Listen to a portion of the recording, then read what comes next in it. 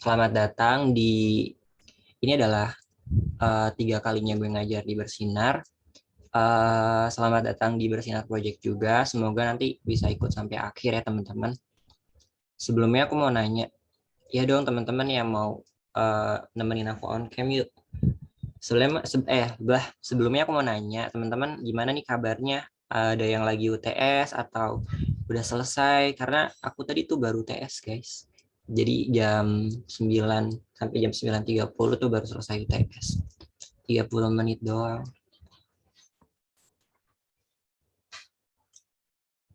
Oke, semangat ya Ara yang masih UTS.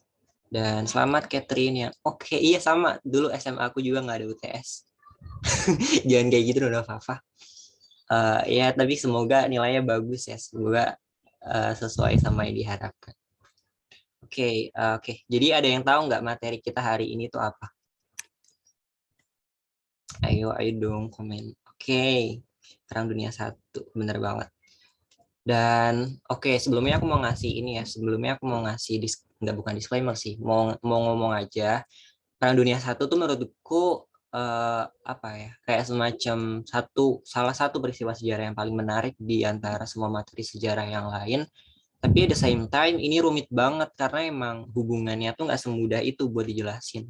Jadi kayak ntar bakal kalian termasuk gue juga itu bakal sering bertanya-tanya kenapa kok bisa kayak gini, kenapa kok bisa kayak gini, ini satu negara diserang kok yang satu ikutan kayak gitu.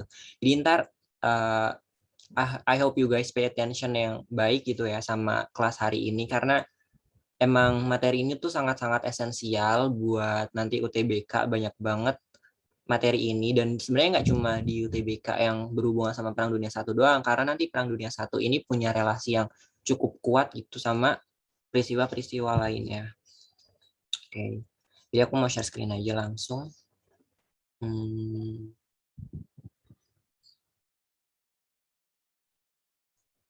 ini udah kelihatan kan ya teman-teman? Ya, Kak. Nah,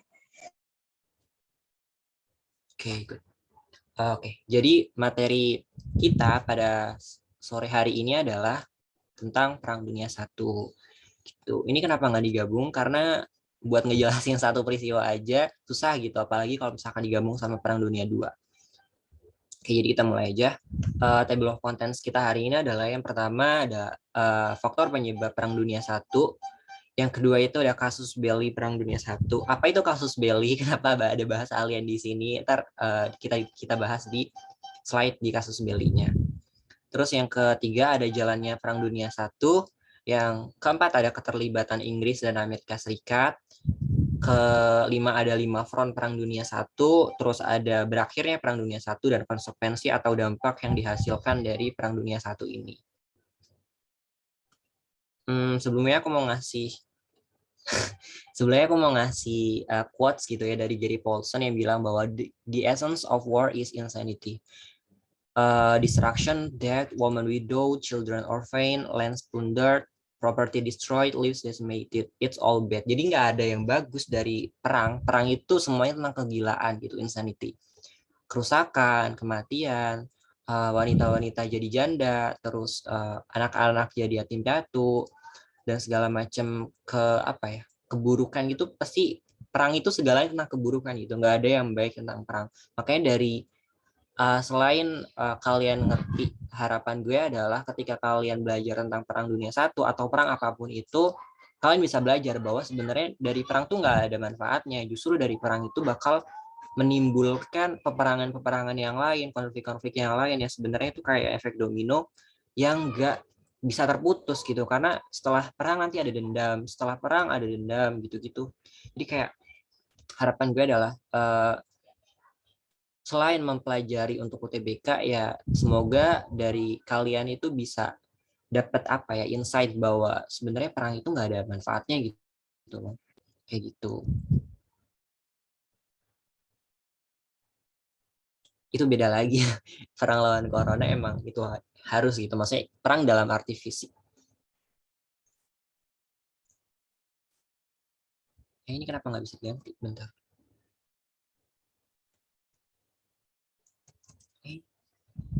Sebentar guys.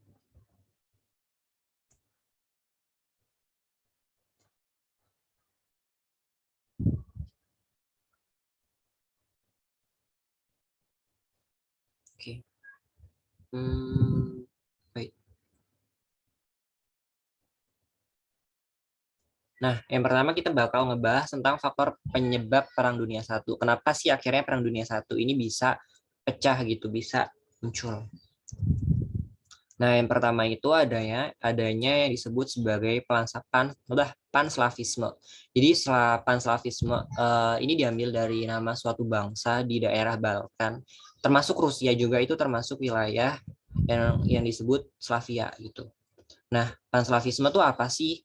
Jadi aku mau ngejelasin dulu tentang latar belakang kenapa bisa muncul gitu. Jadi pada abad ke-20, yaitu tahun 1900-an, 1800 sampai 1900-an sebenarnya, Balkan, mungkin kalian kalau mau searching itu boleh ya. Balkan itu sebenarnya di daerah mana? Itu ada di Eropa Timur. Itu dikuasai oleh 3 kekuatan besar. Yang pertama itu ada Kesultanan Turki Ottoman atau Kesultanan Turki Utsmani, itu sama aja. Terus yang kedua itu ada Kekaisaran Rusia dan Kekaisaran Austro-Hungaria. Jadi mereka itu saling berebut wilayah. Turki itu di selatannya Balkan, terus Rusia itu di timurnya, sedangkan di bagian baratnya itu dikuasai sama Austro-Hungaria. Tapi walaupun mereka udah punya kekuasaan masing-masing, mereka itu saling berebut gitu loh. Jadi kayak saling rebutan kekuasaan, mencaplok sana sini gitu. Nah, wilayah ini tuh termasuk wilayah yang sangat multi etnis karena dihuni oleh banyak suku bangsa gitu, seperti bangsa Slavia itu sendiri. Slavia ini yang paling banyak itu bangsa dari Serbia. Terus ada bangsa Latin di Kroasia, terus ada bangsa Yunani juga, terus ada Turki juga, ada bangsa Roman juga, dan bangsa-bangsa yang lainnya. Nah, seiring berkembangnya waktu, bangsa-bangsa ini tuh dari yang awalnya mereka dijajah gitu ya sama ketiga kekuasaan ini, mereka tuh pingin agar mereka merdeka.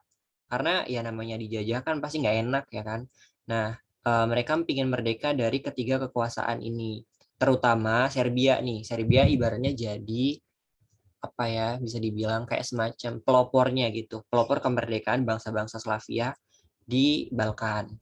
Nah, Serbia ini kemudian menghasut bangsa Slavia lain. Nah, ini makanya kenapa disebut pelopor ya, karena dia menghasut bangsa Slavia lain untuk memerdekakan diri gitu dari dari kekuasaan 3 bangsa ini.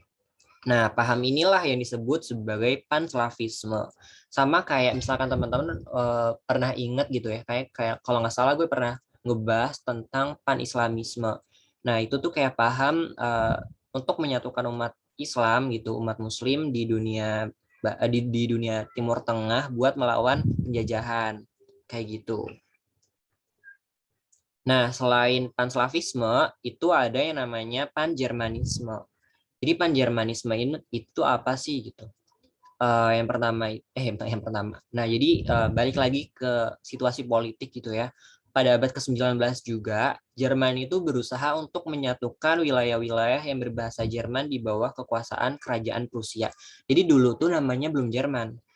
Jerman itu namanya dulu Prusia. Tapi ya kalau misalkan menyebut Jerman juga nggak apa-apa. Tapi Jerman itu baru terbentuk nanti ketika 1939. 1933. Terus di bawah pimpinannya Otto von Bismarck, ini namanya Otto von Bismarck, Jerman itu menganeksasi wilayah-wilayah menjadi bagian dari Austria dan Prancis. Jadi banyak itu wilayah-wilayah perbatasan gitu yang berbahasa Jerman.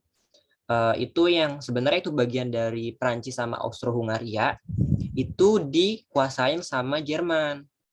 Nah, beberapa wilayah itu adalah Hanover, Nassau, Frankfurt, Holstein, Schleswig, Alsace, dan Lorraine.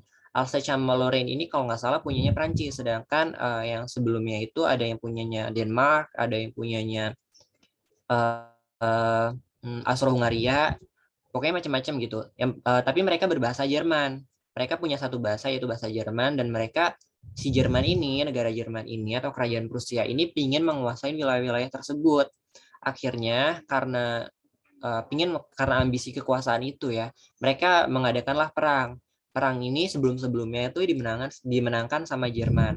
Akhirnya wilayah-wilayah ini yang tadi gue sebutin itu jatuh ke tangannya Jerman. Dan timbullah permusuhan antara Prancis dengan Jerman yang nanti itu jadi alasannya Prancis buat terlibat di dalam Perang Dunia I. Kayak gitu. Ini adalah tentang perebutan wilayah. Basically ini tentang perebutan wilayah. Sumpah, bentar.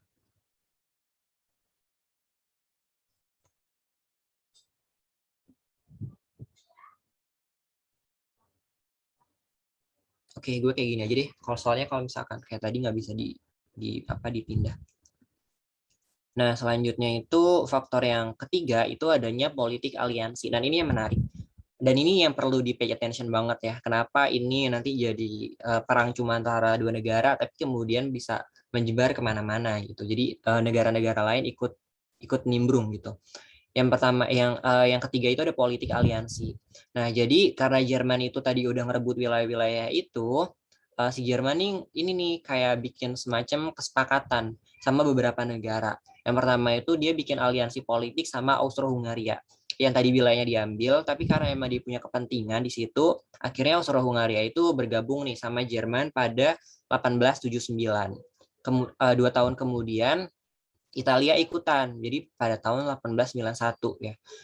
Italia itu bergabung dan aliansi ini atau aliansi itu semacam apa ya? Kayak semacam kerjasama politik ini disebut sebagai Triple Alliance. Nah, Triple Alliance ini sebenarnya kesepakatan ini bersifatnya militeristik. Jadi ketika ada satu negara, misalkan Italia nih diserang sama negara lain, let's say Inggris. Nah, nanti Jerman sama Austro-Hungaria tuh bakal ngebantuin Italia. Jadi mereka udah punya perjanjian kayak gitu. Nah, tapi jika salah satu negara aliansi menyerang negara lain secara preventif buat jaga-jaga, itu mereka bersifatnya netral. Mereka belum bisa bantuin, kecuali kalau misalkan udah bersifat agresif sebagai pertahanan gitu. Nah, tapi nih yang uniknya pada akhirnya Italia itu mengkhianati aliansi Triple Alliance ini ketika perang berkecamuk. Kenapa? Karena nanti Italia itu udah dijanjiin wilayah sama Triple Entente. Triple Entente itu apa? Nanti di slide selanjutnya.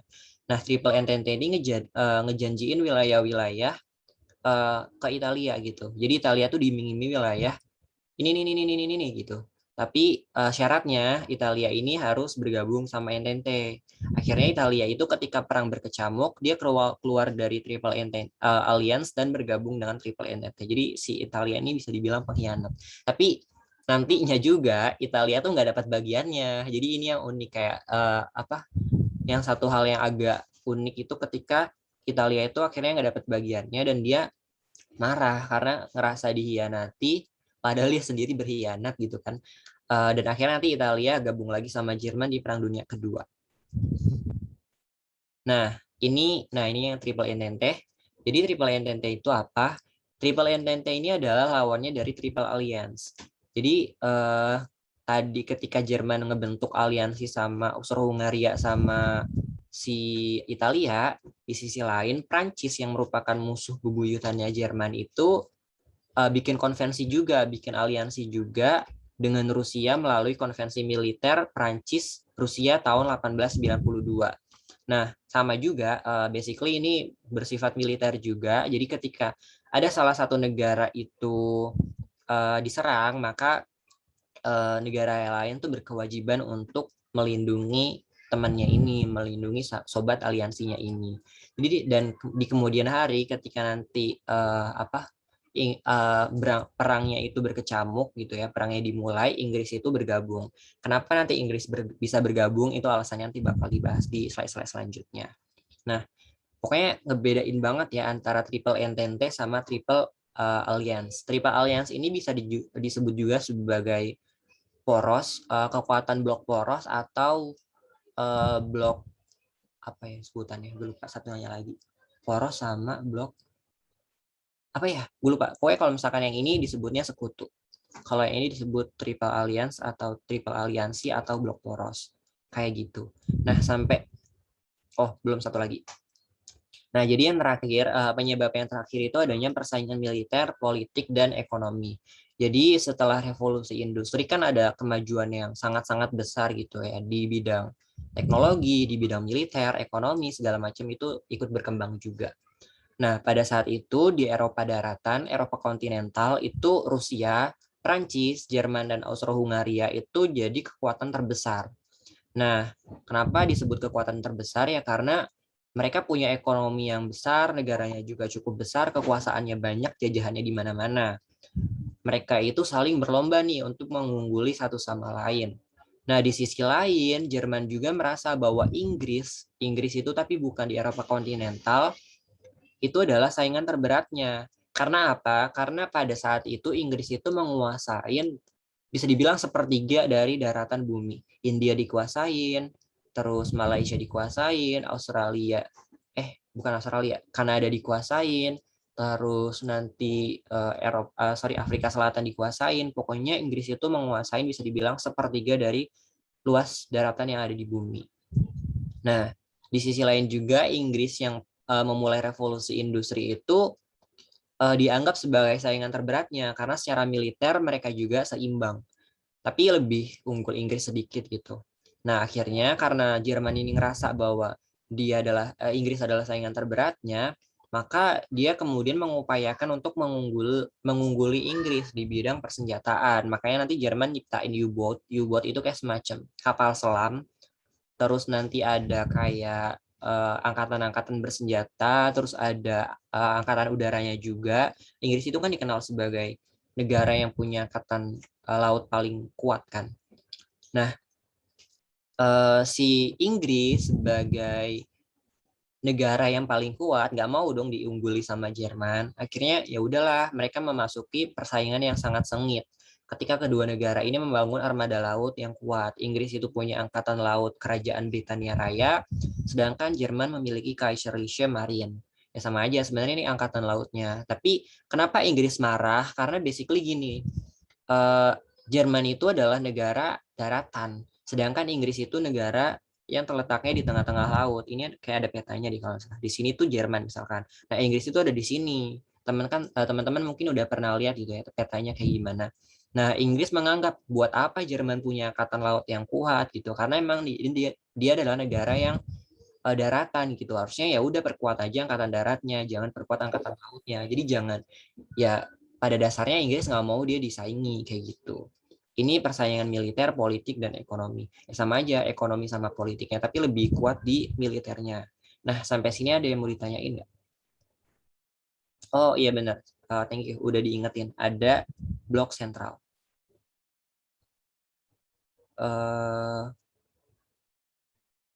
Triple Alliance ada Bulgaria. Kok Bulgaria bisa ikut? Ya, Bulgaria itu nanti bakal ikut ketika perang berkecamuk. Kenapa Bulgaria itu bisa ikut? Sebenarnya gue nggak tahu pasti ya, tapi pada saat itu Bulgaria itu adalah salah satu sahabatnya Turki Utsmani. Nah, iya, ntar bakal gue jelasin kenapa akhirnya Turki sama Bulgaria ini bisa ikut, tapi di next slide. Nah, tapi sampai penyebab ini ada yang mau ditanyain dulu gak?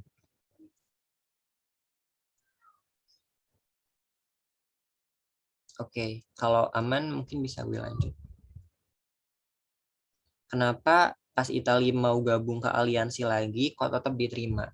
Ini mungkin konteksnya Perang Dunia Kedua ya, karena kan tadi si Italia ini nanti kan ini ya mengkhianati si Triple Alliance, terus nanti di Perang Dunia Kedua dia join lagi. Kenapa bisa diterima? Karena pemimpinnya saat itu Benito Mussolini itu salah satu bisa dibilang penggemarnya si pemimpinnya Jerman. Ya tahulah ya Bapak siapa, pemimpin Jerman Perang Dunia Kedua. Nah, itu. Jadi dia teman dekatnya bisa dibilang kayak gitu, punya hubungan politik yang sangat amat bagus, dan basically mereka juga menganut paham yang sama, fasisme. Jadi ya mereka bisa bergabung kayak gitu. Kenapa bisa diterima lagi?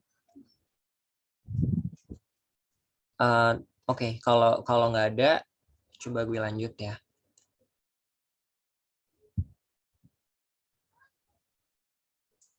Oke. Masuk ke kasus belli. Jadi sebenarnya kasus belli itu apa sih?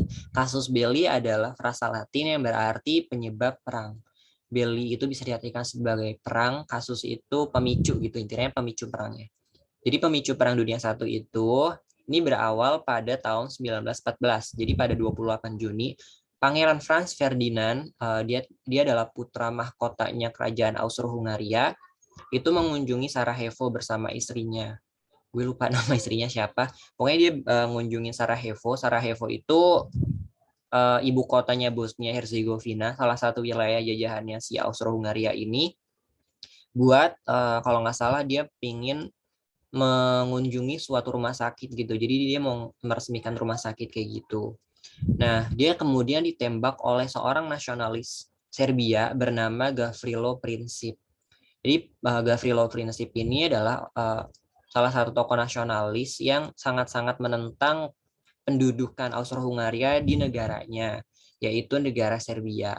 Tapi kenapa dia akhirnya ngebunuhnya di Sarajevo ya? Karena dia memanfaatkan momen ketika sebenarnya hampir sama kayak kasusnya si John F. Kennedy gitu, ketika ada apa kayak semacam apa ya bisa dibilang rame-rame gitu kan. Nah, dia memanfaatkan itu buat membunuh si Pangeran Franz Ferdinand ini. Nah, si kerajaan Austro-Hungaria itu menuduh bahwa pemerintah Serbia itu ikut merencanakan, ikut bikin konspirasi gitu, terlibat di dalamnya. Nah, karena itu si kerajaan Austro-Hungaria ini kemudian mengeluarkan 10 ultimatum yang harus dipenuhi oleh Serbia dalam waktu 48 jam. Jadi 2 hari itu harus dipenuhi. Dan ultimatum ini memang sengaja dibuat sama kerajaan Austro-Hungaria seenggak masuk akal mungkin. Karena emang dia niatnya pingin punya alasan agar dia si Austro-Hungaria ini bisa menyerang Serbia. Nah, gue masih ingat beberapa ultimatumnya itu. Yang pertama, si Austro-Hungaria ini harus diizinkan untuk ikut gitu ya, ikut campur di dalam apa kalau misalkan orang-orang terbunuh, penyelidikan si Gavrilo Princip ini. Terus yang kedua itu si Serbia itu harus bisa dibilang menghilangkan orang-orang di pemerintahannya yang anti terhadap Austro-Hungaria. Padahal si orang-orang Serbia itu ya mostly orang-orang yang sangat-sangat anti terhadap pendudukan Austro-Hungaria di negaranya. Terus pokoknya permintaan-permintaan si Serbia, si Austro-Hungaria ini tuh nggak masuk akal banget buat dipenuhi sama si Serbia. Tapi kemudian Serbia itu hanya bisa mampu memenuhi 8 dari 10 ultimatum tersebut. Karena duanya itu dianggap si Austro-Hungaria ini terlalu ikut campur di dalam pemerintahannya si Serbia.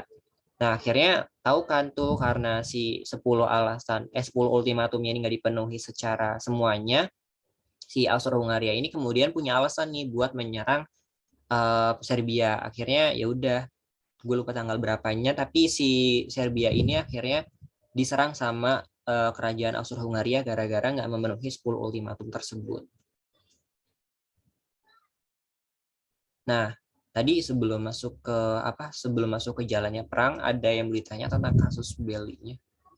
Isi ultimatumnya gue lupa 10-nya itu apa, tapi yang salah satunya tadi itu pokoknya si Austro-Hungaria ini harus diperbolehkan untuk include ke penyelidikannya si Gavrilo Princip yang nembak si pangerannya. Terus yang kedua itu pemerintahannya si Serbia itu harus dibebaskan dari orang-orang yang anti terhadap Austro-Hungaria. Terus gerakan-gerakan nasionalisme yang menuntut kemerdekaan itu harus dihanguskan. Intinya kayak gitu. Dan makanya itu nggak masuk akal ya karena Serbia sendiri bisa dibilang hampir semua orangnya ingin merdeka kayak gitu. Nah, salah satunya si Gavrilo Princip ini yang tadi ngebunuh si Pangeran Franz Ferdinand. Oke, mungkin gue lanjut dulu ya. Kalau misalkan mau nanya nanti setelah jalannya perang. Nah, ini adalah jalannya perang dunia satu atau timeline-nya dia bisa dibilang. Tapi ini timeline awal-awal sih, karena selama perangnya kan dari 1914 sampai 1918 ya, itu 4 tahun. Jadi kalau misalkan dijelasin semuanya agak ribet, jadi ini gue jelasin awalnya doang sama nanti kenapa Inggris bisa bergabung dan Amerika juga. Jadi ya, ini tanggal 28 Juli setelah tadi 10 ultimatumnya itu nggak dipenuhi, kerajaan Austro-Hungaria itu menyatakan perang nih terhadap Serbia. Dan menyerang Beograd. Beograd itu ibu kotanya pada keesokan harinya. Jadi 28 Julinya dia menyatakan perang, besokannya 29 Juli dia menembaki Belgrad atau Beograd. Terus tanggal 30 Juli 1914, Rusia, kenapa akhirnya Rusia ini bisa ikut? Nah, ini menarik juga karena Rusia itu bisa dibilang satu saudara nih sama si Serbia. Kalau misalkan kalian lihat juga ya benderanya aja mirip kan. Si Rusia itu biru, merah, putih. Si Serbia juga mirip, cuma Serbia itu ada tambahan apanya gitu. Mereka tuh satu bangsa, sama-sama bangsa Slav. Makanya si Serbia ini dibantuin sama Rusia. Tapi at the same time, Rusia ini dilema karena apa? Karena si Austro-Hungaria ini kan bersekutu sama Jerman. Nah, Jerman itu kaisarnya itu adalah sepupunya si Tsar Nicholas II, si penguasa Rusia. Jadi itu dilemanya ini. Makanya sebenarnya Rusia si Kaisar Nicholas II ini agak maju mundur, mau ngirim pasukannya atau enggak ya gitu. Tapi nanti karena desakan dari para jenderal perangnya, akhirnya Rusia itu memobilisasi pasukan. Jadi dia ngasih ngasih bantuan gitu ya untuk melawan kekaisaran Austro-Hungaria. Ini gue mau nunjukin ini. Nah, ini yang menarik. Jadi si antara Kaisar Wilhelm II, si penguasa Jerman, terus King George V, rajanya Inggris, sama Tsar Nicholas II, dia adalah tsarnya Rusia, itu mereka punya hubungan darah, sama-sama keturunan dari King Frederick William II of Prussia sama Duchess Louise of Mecklenburg. Apa nih bukannya ini deh. Nah, mereka tuh punya masih bersaudaraan gitu loh, karena Queen Victoria itu sama ini itu mereka masih satu keturunan, dan mereka tuh bisa dibilang satu sepupu gitu, dan ini suatu hal yang unik gitu bahwa menandakan even seseorang gitu ya yang punya hubungan darah tuh bisa aja perang itu terjadi kayak gitu. Makanya sebenarnya mereka ini saling dilema gitu loh ketika mau menyerang satu sama lain. Oke, lanjut ya. Nah, terus setelah tanggal 30 Juli itu Rusia membantu Serbia, tanggal 1 Agustus 1914, Jerman yang merupakan sekutunya Austro-Hungaria itu menyatakan perang terhadap Rusia.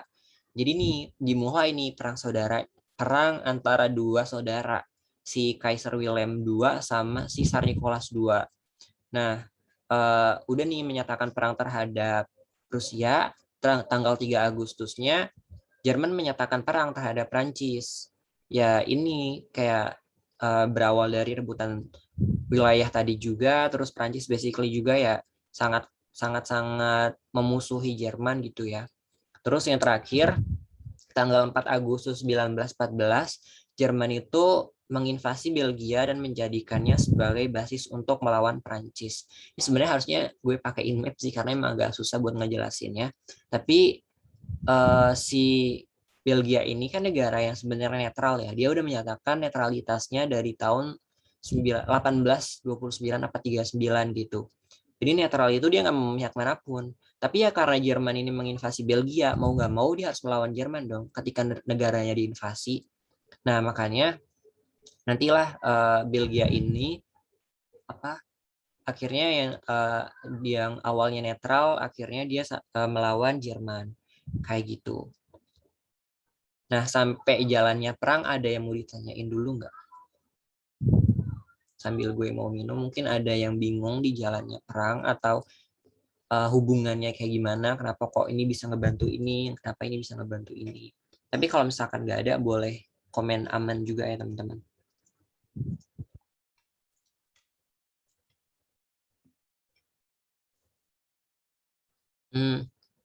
Awalnya Belgia itu netral, tapi nanti karena dia diserang sama Jerman, dia termasuk sekutu. Iya benar, dia masuk Triple Entente. Tapi bukan Triple Entente-nya sih, tapi Triple Entente kan 3 negara itu ya, tapi bisa dibilang sekutunya Triple Entente. Kayak gitu. Oke, mungkin kalau gimana nih, ada yang mau ditanyain atau boleh lanjut? BTW nanti di akhir ada kuis ya teman-teman. Oke, next. Nah, ini yang agak menarik juga. Kenapa akhirnya Inggris yang sebenarnya nggak punya apa-apa gitu, maksudnya nggak punya relasi apa-apa, akhirnya bisa terlibat gitu di dalam Perang Dunia I. Nah, Inggris tuh pada awalnya bersikukuh bahwa dia bakal bersikap netral selama perang berlangsung. Tapi Inggris itu menyatakan bahwa jika Perancis terlibat dalam peperangan, maka Inggris juga akan turut ikut campur di dalam peperangan tersebut. Karena apa? Karena ikatan politik kepentingan di antara kedua negara itu. Jadi Inggris itu kan yang tadi gue bilang hampir menguasai sepertiga wilayah bumi gitu kan. Wilayah daratan yang ada di bumi. Nah, salah satunya India. Nah, India ini si Inggris itu mengangkut bahan-bahan ya segala macam kebutuhan, terus eh, barang-barang yang berharga di pasaran Eropa, dan dia tuh melalui negara Prancis. Pokoknya nggak tahu gimana ceritanya. Kalau nggak salah tuh gini, terusan Suez pada saat itu udah dibentuk gitu kan. Nah, dari terusan Suez itu nanti ngelewatin Prancis. Kalau Prancis seandainya itu diserang, ya Inggris juga kepentingannya bakal terganggu dong. Buat perdagangannya jadi nggak lancar. Nah, makanya Inggris eh, bikin bikin bikin pernyataan bahwa ketika nanti Prancis ikut perang, maka si Inggris juga bakal ikutan kayak gitu. Nah, tapi awalnya ketika 3 Juli gitu. 3 Agustus 1914 itu Prancis akhirnya menyatakan declare bahwa dia memerangi Jerman, Inggris itu masih ragu-ragu. Karena apa? Ya karena tadi ini si King George V itu masih saudaraan sama Kaisar William II. Tapi Inggris itu akhirnya memutuskan benar-benar terlibat perang gitu ketika Jerman itu menginvasi Belgia yang merupakan negara netral. Nah, apa hubungannya nih Inggris sama Belgia gitu. Jadi pada 1839 Inggris itu telah menjamin kenetralitasan dari si Belgia ini. Sebenarnya hampir sama juga kayak perjanjian-perjanjian yang sebelumnya. Ketika ada satu negara diserang, maka negara lainnya akan membantu. Nah, Belgia itu netralitasnya udah dijamin nih sama si Inggris. Nanti ketika si netralitas Belgia ini diusik, maka Inggris akan ikutan di situ. Nah, diusiknya kapan? Ya ini tanggal 4 Agustus 1914 ketika si Jerman ini akhirnya menginvasi Belgia. Jerman menginvasi Belgia, Belgia udah nggak netral lagi dong karena dia mau nggak mau harus melakukan perlawanan terhadap Jerman. Masa perang nggak dilawan kayak gitu. Nah, akhirnya karena si Belgia ini udah nggak netral lagi, si Inggris ngebantu nih. Udah akhirnya Inggris itu resmi terlibat di dalam Perang Dunia I. Itu tadi Inggris. Nah, sekarang adalah Amerika Serikat. Jadi di antara semua negara lainnya bisa dibilang Amerika Serikat ini merupakan negara yang paling akhir terlibat dalam Perang Dunia I. Dan sebenarnya Amerika Serikat itu nggak mau terlibat, tapi ada beberapa peristiwa yang menyebabkan Amerika Serikat mau nggak mau akhirnya terlibat. Yang pertama itu adalah tenggelamnya RMS. RMS itu suatu kapal penumpang gitu, Lusitania. Di pada tahun 1915, kapal Inggris buatan Amerika Serikat itu tenggelam akibat torpedo, serangan tembakan itu dari kapal selam Jerman. Jadi kan kapal nih, dia kan nggak tahu ya kapal selam itu kan ada di bawah laut. Terus kapal ini lagi berlayar di atasnya, ditembak dari bawah. Ya udah, akhirnya tenggelam, bolong dong ini kapalnya, tenggelam. Dan ini kalau nggak salah korbannya itu ribuan jiwa dan sebagian penumpangnya itu merupakan warga negara Amerika Serikat. Sekitar 200-an penumpangnya itu adalah warga Amerika Serikat. Di sini Amerika dan Inggris sama-sama geram, tapi Amerika tuh masih nahan-nahan. Ya karena belum punya alasan yang kuat gitu untuk terlibat. Dan sementara Inggris pada saat itu udah terlibat. Kan ini tahun 1915. Nah, terus lanjut ke 9 Januari 1917, Jerman itu memberlakukan kebijakan perang dengan kapal selam tanpa batas. Maksudnya apa? Jadi kan tadi gue bilang ya bahwa ada persaingan yang sangat-sangat kuat gitu antara Inggris sama Jerman di dalam angkatan lautnya. Nah, Jerman itu nge ngebangun yang namanya Unlimited Submarine Warfare. Jadi ketika keadaan perang, Jerman itu bisa menggunakan kapal selamnya tanpa batas. Dan hal ini tuh menimbulkan kekhawatiran bagi Amerika Serikat. Kenapa khawatir? Karena karena sebenarnya balik lagi sama ke peristiwa ini. Jadi Amerika Serikat tuh takut peristiwa RMS Lusitania itu yang tenggelam itu bakal terulang lagi karena Jerman ini bisa menyerang sewaktu-waktu. Oh ya, gue mau nyampein sedikit ketika RMS Lusitania ini tenggelam, Jerman itu berdalih bahwa wilayah yang dilalui sama RMS Lusitania ini adalah wilayah zona perang. Tapi Amerika Serikat sama Inggris itu menolak klaim tersebut karena mereka menganggap bahwa Jerman itu telah melanggar hukum laut karena si Amerika Serikat menganggap bahwa RMS Lusitania ini udah masuk ke kawasannya Inggris tapi bukan zona perang kayak gitu. Dan sementara kenapa akhirnya Jerman itu memberlakukan unlimited submarine warfare itu karena Jerman curiga bahwa Amerika Serikat itu mengirimkan bantuan-bantuan senjata ke Inggris. Makanya dia ngeberlakuin unlimited submarine warfare ini. Buat sewaktu-waktu bisa menyerang kapal-kapal yang dicurigai sebagai kapal yang membawa bantuan kepada Inggris. Tapi sampai ini tuh belum Amerika Serikat belum terjun langsung, belum benar-benar declare perang. Amerika Serikat itu baru declare perang ketika ini muncul yang disebut sebagai telegram Zimmerman. Jadi ketika perang sebenarnya udah berkecamuk, 1 tahun sebelum finishnya, Jerman itu mengirimkan telegram rahasia kepada duta besarnya di Amerika Serikat untuk menjalin aliansi dengan Meksiko. Nah, sebenarnya Jerman ini pingin jaga-jaga. Kalau takutnya nanti Amerika Serikat gabung sama kekuatannya Inggris dan kawan-kawan, si Meksiko ini kayak jadi penjagaan gitu loh. Meksiko kan berbatasan langsung sama Amerika Serikat ya. Nah, dan itu tuh kayak dijadiin backup buat nanti sewaktu-waktu kalau misalkan Amerika Serikat ini bergabung sama Inggris, si Jerman ini bisa minta bantuan Meksiko buat menyerang Amerika Serikat.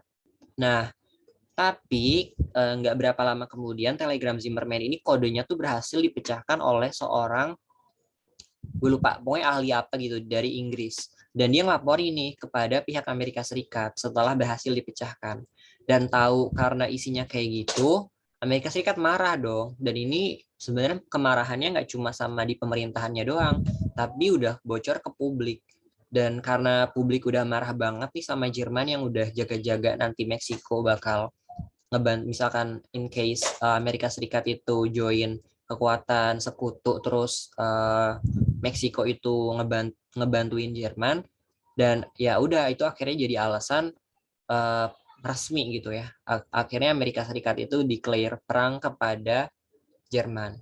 Dan tadi yang soal masalah Meksiko tadi, Meksiko itu enggak serta merta bener-bener ya udah dijadiin basis bantuannya doang. Meksiko itu dijanjikan wilayah yang dulunya itu bagian Meksiko tapi dicaplok sama Amerika Serikat. Kalau nggak salah New Mexico sama Texas deh. Itu buat dibalikin lagi ke Meksiko. Kalau kalau seandainya Meksiko itu ngebantuin Jerman buat melawan Amerika Serikat. Kayak gitu. Emang agak rumit ya teman-teman, tapi semoga ngerti. Kalau misalkan penjelasannya agak belibet, ngomong aja. Jadi penembakan kapalnya tuh nggak sengaja.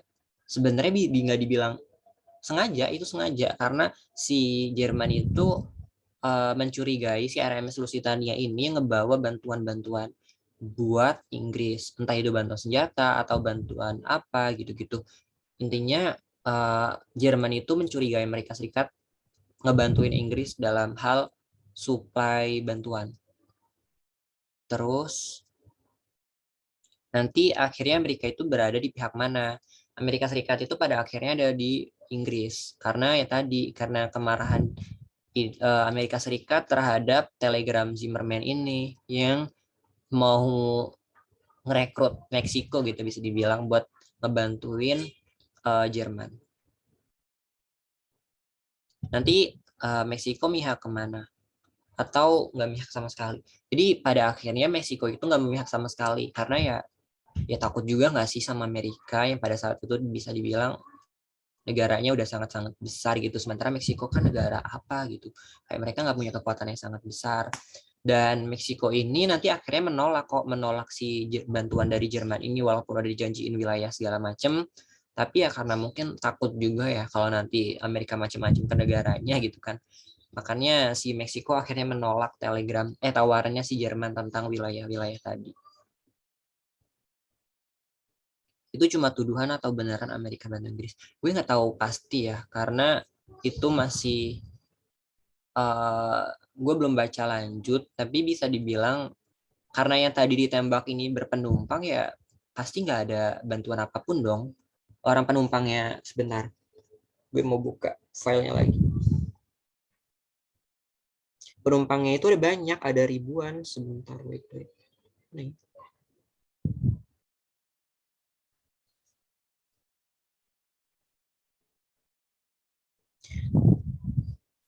Nah, penumpangnya itu ada 1198 dan 128 penumpangnya itu yang tewas itu adalah warga negara Amerika Serikat. Jadi basically si RMS Lusitania ini adalah kapal penumpang, bukan kapal bantuan senjata. Kayak gitu. Tenggelamnya kapal RMS itu ada kaitannya sama Jerman. Iya, ada kaitannya karena yang nenggelamin itu adalah pasukannya Jerman. Si U-boat tulisannya kayak gini. Bentar gue ketikin ya.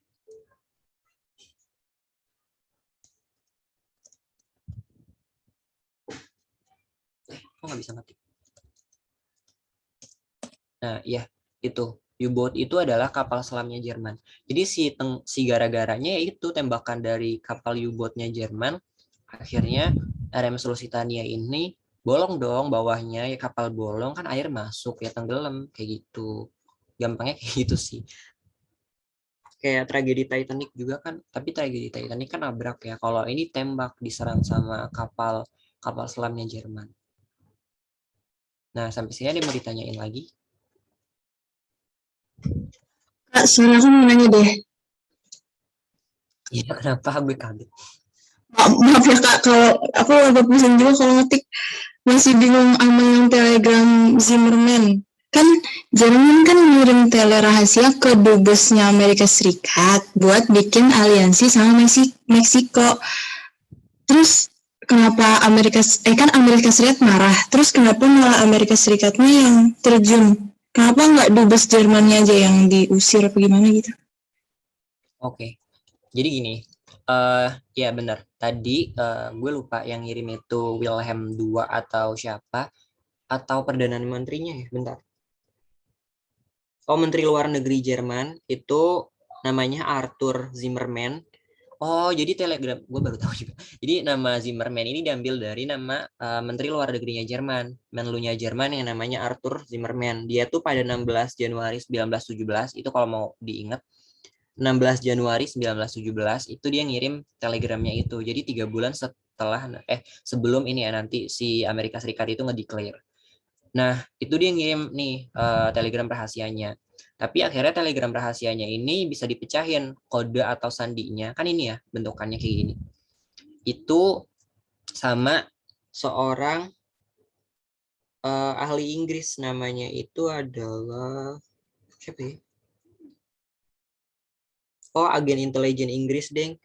Nah, nggak ada namanya agen intelijen. Terus akhirnya si telegram Zimmerman ini mencuatnya ke publik, bukan dalam konteks pemerintah doang. Karena publik udah tahu, ya publik kan banyak orang ya. Jadi kayak semua orang di Amerika Serikat ya katakanlah kayak gitu udah tahu. Dan mungkin karena emang mereka udah ngelihat gimana destruktifnya Jerman dalam perang di Eropa gitu kan. Mereka pingin ya akhirnya ngebantuin negara-negara yang diserang sama Jerman, karena ibaratnya Jerman udah kebangetan banget gitu di Eropa. Akhirnya Amerika Serikat itu terjun doang, dan nanti dia akhirnya ngemutusin hubungan diplomatis sama Jerman nanti pada akhirnya. Tapi setelah itu ya karena emang udah mencuat ke publik itu, bukan jadi masalah konsumsi internal pemerintahnya doang, akhirnya itu jadi permasalahan yang nggak simpel, permasalahan yang besar, dan itulah yang menyebabkan akhirnya Amerika Serikat karena desakan publik juga dia akhirnya ikutan terjun ke dalam Perang Dunia I buat ngebantuin negara-negara yang diserang sama Jerman. Kayak gitu, Halimah, ngejawab nggak? Berarti Amerika Serikat terjun itu gara-gara publik nyuruh Amerika Serikat buat bantuin negara-negara yang lain. Ini nggak ada hubungannya sama Jerman. Maksudnya maksudnya nggak ada hubungannya sama Telegram. Gimana sih? Saya nggak ada hubungannya sama si Telegram ini. Aduh, pusing deh. Gimana sih Ada, maksudnya? karena kemarahan publiknya Amerika Serikat itu ya karena si Telegram ini, isi Telegramnya. Ya, maksudnya marahnya itu gara-gara si Amerika Serikat tuh nggak ngapa-ngapain, gitu kan? Harusnya dia ngebantu negara yang lain. Iya, bisa dibilang kayak gitu juga. Oh, oke, ngerti. Karena Amerika Serikat pada saat itu masih stay netral gitu kan. Oke, makasih Kak. Oke. Nah, oke. Oh ya, sebenarnya nggak cuma masalah ini doang ya nanti. Mereka itu pokoknya karena desakan itu akhirnya si Amerika Serikat itu muncul menjadi aktor paling terakhir gitu di Perang Dunia Satu. Oke, ini mungkin mau lanjut dulu ya ke kayak 5 front Perang Dunia Satu. Nah, di sini itu ada 5 front, front barat, front timur, front selatan, front Balkan, sama front Asia Pasifik. Ini semuanya di Eropa kecuali yang ini. Dan front barat itu adalah wilayah di mana Jerman itu melakukan perlawanan terhadap Belgia dan Prancis, karena kan Prancis itu di Eropa Barat ya di sebelah. Kalau di peta di sebelah sini. Terus yang front timurnya itu adalah Rusia melawan Austro-Hungaria dan Prusia Timur. Prusia Timur itu ya Jerman bagian timur. Terus di front selatan itu Italia melawan Austro-Hungaria dan Jerman. Nah, ini berarti setelah Italianya itu berkhianat, setelah Italia keluar dari front alliance, triple alliance. Dia akhirnya ngelawan dua negara yang awalnya jadi aliansi mereka sendiri. Terus yang di ini nih yang menarik adalah front Balkan, di mana akhirnya terjadi peperangan antara Austro-Hungaria, Inggris, Turki, Yunani, Bulgaria, Suriah, dan Mesir. Nah, Turki sama Bulgaria itu awalnya nggak ikut, tapi dia ikut karena gini, pada saat itu wilayah-wilayah Turki Utsmani, itu banyak yang diduduki sama Inggris. Kayak contohnya Mesir, terus wilayah di Timur Tengah itu banyak yang dikuasain sama Prancis sama Inggris. Jadi ya karena dia mungkin pingin ngerebut kembali gitu ya wilayah-wilayah itu, akhirnya dia gabunglah nih sama Jerman sama Austro-Hungaria di kekuatan poros atau di blok sentral. Itu salah satu tadi kalau nggak salah dia nanya ini tuh ya. Itu jadi alasan kenapa Turki itu akhirnya bergabung. Dan Bulgaria ini CS-nya si Turki, makanya dia ngebantuin. Dan Bulgaria juga termasuk wilayah di Balkan yang mungkin dapat pengaruh dari penjajahan-penjajahan yang dilakukan sama negara-negara. Contohnya Rusia gitu kan. Nah, itu kenapa alasannya si Turki itu ikutan. Itu karena rebutan wilayah juga. Tapi nanti akhirnya kan Turki kalah ya, si blok sentralnya kalah. Dan Turki malah lebih sengsara lagi karena wilayah-wilayahnya semakin berkurang dan banyak diduduki sama Inggris, Prancis, Yunani, sama satu lagi apa ya? Gue lupa deh, pokoknya itu deh. Pokoknya saling berebut wilayah. Dan nanti akhirnya Turki ya jadi cuma Turki sekarang, dari yang dulunya wilayahnya luas banget gitu, dari Suriah dulu tuh wilayah Turki, Irak juga wilayah Turki, Mesir wilayah Turki, tapi sekarang cuma Turki yang kalian kenal. Terus front terakhir itu adalah front Asia Pasifik, dan ini antara sekutu Jerman dan Jepang. Jepang itu dulu bisa dibilang bestinya Jerman juga. Jadi dulu Jepang sama Jerman tuh sama-sama udah menjalin hubungan juga. Dan sekutu itu ya Amerika Serikat. Nanti Amerika Serikat tapi nggak cuma ngebantuin di front Pasifik doang, tapi dia juga ngebantuin di wilayah Eropanya juga. Ini soal front. Kenapa Yunani ikut? Karena dulu Yunani juga merupakan jajahannya si Austro-Hungaria. Si jajahannya Turki Utsmani. Kayak gitu. Makanya si Turki ini bisa dibilang ikut-ikutan perang karena ingin merdeka juga. Karena nanti setelah perang berakhir, Yunani itu jadi negara yang independen, nggak di bawah kekuasaannya si Turki Utsmani. Dulu tuh wilayahnya si Turki Utsmani luas, jadi kayak wilayah yang sekarang Balkan itu wilayah Turki Utsmani, Turki modern days, Turki sekarang, Irak, terus Suriah, Yerusalem itu termasuk dulu wilayah Turki, Mesir juga, Siprus, mana lagi ya? Pokoknya banyak deh wilayahnya Turki Utsmani dulu tuh. Dan berkurang banget drastisnya itu ketika itu Perang Dunia I berakhir, Turki kalah, hukumannya wilayah-wilayah Turki jadi kekuasaannya Inggris, Prancis, dan gue lupa satunya lagi apa, Rusia deh kalau nggak salah, kayak gitu. Dan tadi gue mau ngomong apa ya? Bentar, ada pertanyaan. Front laut itu masuk nggak? Front laut ya itu sebenarnya bukan front sih. Laut itu bisa dibilang cuma wilayah pertempurannya aja, karena nanti Jerman sama Inggris juga sama-sama saling menyerang angkatan lautnya satu sama lain. Tapi in front ini dalam artian wilayahnya gitu loh, terkonsentrasinya. Di SKS ada front Italia. Kalau front Italia tuh menurut gue lebih ke front selatan, karena emang sebenarnya sama aja sih. Front selatan itu kan Italia melawan Austro-Hungaria di wilayahnya itu. Front selatan ini udah mencakup front Italia. Jadi wilayah-wilayah jajahannya di Afrika, Afrika bagian utara, sama wilayah Italia itu sendiri. Tapi gue nggak tahu ya kalau misalkan di SKS ada penjelasan lain apa gimana. Kakak kan Jerman sama Jepang CS-an ya, tapi kenapa Jepang sekutu ngelawan Jerman? Oh ini kayak gue salah tulis deh. Harusnya peperangan antara sekutu. Oh iya salah, antara sekutu melawan Jepang dan Jerman. Kayak gitu ya. Oke, oke. Ntar gue koreksi lagi. Thank you koreksiannya.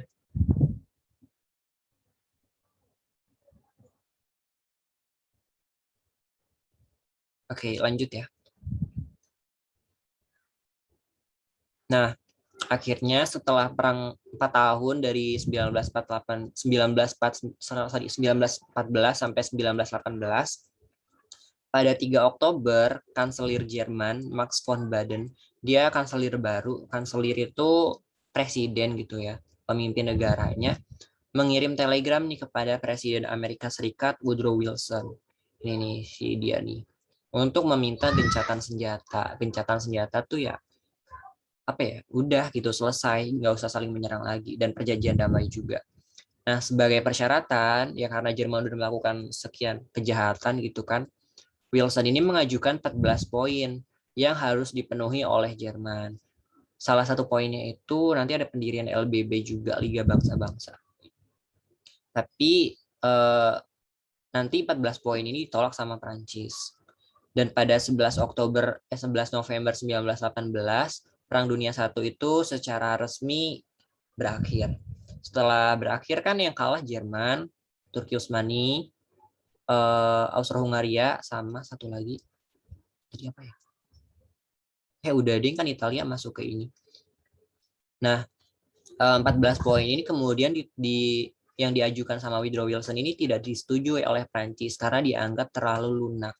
Jadi setelah ketika ingin merencanakan hukuman gitu bagi Jerman, si Woodrow Wilson ini diskusi nih sama Prancis, sama Inggris, sama Rusia. Nah, si Prancis ini menganggap bahwa hukuman di 14 poinnya Jerman ini itu bagi Prancis itu terlalu lunak karena Prancis itu khawatir nanti Jerman dengan dihukum ini masih bisa melaksanain perang lagi di kesempatan selanjutnya. Prancis menginginkan agar Jerman itu dihukum seberat-beratnya agar tidak mengulangi peperangan di kemudian hari. Dan kenapa Prancis bisa ngomong kayak gitu ya karena pada saat itu, nggak saat itu sih, sekarang juga Prancis itu berbatasan secara langsung sama Jerman. Kalau misalkan teman-teman mungkin pernah lihat peta gitu. Dan ya bisa dibilang Prancis itu salah satu negara yang korbannya paling banyak. Dan akhirnya setelah melalui diskusi yang alot, diputuskanlah bahwa penyelesaiannya itu melalui perjanjian Versailles sebagai perjanjian damai Perang Dunia I. Sebenarnya kan tadi ada 4 negara ya, Inggris, Prancis, Amerika Serikat, sama Rusia. Nah, sebenarnya ketika mereka diskusi hukuman apa nih yang cocok buat Jerman karena Jerman udah saking jahatnya, si Inggris Perdana Menterinya itu secara pribadi setuju sama poinnya Woodrow Wilson. Tapi karena alasan politik, rakyat Inggris itu menolak si poinnya si Woodrow Wilson ini karena sama alasannya kayak Prancis dianggap terlalu lunak. Nah, karena si Perdana Menteri Inggris ini ingin cari muka di hadapannya si warganya, dan kebetulan pada saat itu mendekati pemilu di Inggris karena ingin dipilih lagi, dia akhirnya setuju aja sama Prancis. Dari yang awalnya setuju sama poinnya Woodrow Wilson karena alasan politis tadi, si Perdana Menteri Inggris lebih setuju kepada Prancis kayak gitu karena tadi desakan publik Inggris dan karena emang dia pingin menang lagi di pemilu. Kalau misalkan dia setuju sama poinnya Wilson, nanti bisa kalah dia di pemilu. Kayak gitu. Jadi sangat-sangat politis banget deh Perang Dunia I nih. Nah, sampai berakhirnya sebelum nanti, enggak deh, ada satu lagi, Perjanjian Versailles. Oke, Perjanjian Versailles ini memuat apa aja sih? Yang pertama, secara garis besar ada 4 sebenarnya. Yang pertama itu ada klausul umum. Klausul umum ini adalah pendirian Liga Bangsa-Bangsa sebagai organisasi yang nanti ibaratnya menjaga perdamaian dunia gitu ya. Terus yang kedua itu ada klausul keuangan. Klausul keuangan ini yang pertama sebenarnya banyak deh kalau nggak salah. Tapi secara garis besar Jerman itu harus membayar kerugian-kerugian perang yang jumlahnya setelah ditaksir itu sangat fantastis, yaitu 6.600 juta euro. Jadi bisa dibayangin seberapa banyaknya duit itu. Dan sebenarnya Jerman itu nggak sanggup buat ngebayar itu karena emang saking besarnya dana ini. Dan tapi mau nggak mau Jerman harus tanda tangan karena emang dia udah kalah kan. Terus yang kedua itu ada klausul militer. Ini militernya Jerman sangat-sangat dikurangin, jadi benar-benar dibotakin gitu ya, dipangkas, dan mereka nggak boleh punya U-boat lagi. Jadi kapal selam mereka nggak diperbolehkan. Mereka kalau nggak salah hanya diperbolehkan untuk punya 7 kapal perang, 7 kapal. Kalau kan kapal perang itu kayak gimana ya, pokoknya kayak gitu ya, tapi nggak boleh punya kapal selam. Terus dia nggak boleh diizinkan untuk memiliki angkatan udara. Pokoknya ini benar-benar dikurangin tapi nggak dihilangkan. Terus yang terakhir itu ada klausul teritorial, dan yang mana Jerman yang sebelumnya itu ngambil teritori Prancis, Denmark, Austro-Hungaria, terus wilayah Belanda juga kalau nggak salah, itu akhirnya mereka harus ngebalikin wilayah-wilayah ini lagi ke pemiliknya. Alsace sama Lorraine dibalikin ke Prancis, Chopin sama Malmedy itu dibalikin ke siapa ya? Bentar, gue lupa. Wait.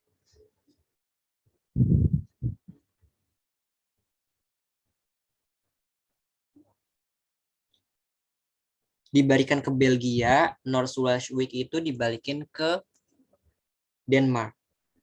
Sama nanti ada Polandia juga, itu dibalikin ke Danzig kalau nggak salah, itu dibalikin ke Polandia. Sama beberapa wilayah sekutus koloni-koloninya. Dulu kan Jerman punya koloni yang cukup besar juga ya, di Afrika ada, di Tiongkok juga ada, nanti dikasih-kasih ke tentara sekutu kayak gitu. Jadi jajahan-jajahannya, negara jajahannya itu hilang semua, termasuk nanti yang dikasih ke Jepang di Tiongkok. Nah, itu tadi tentang akhir perang dan perjanjian Versailles. Sampai sini ada yang mau ditanyain?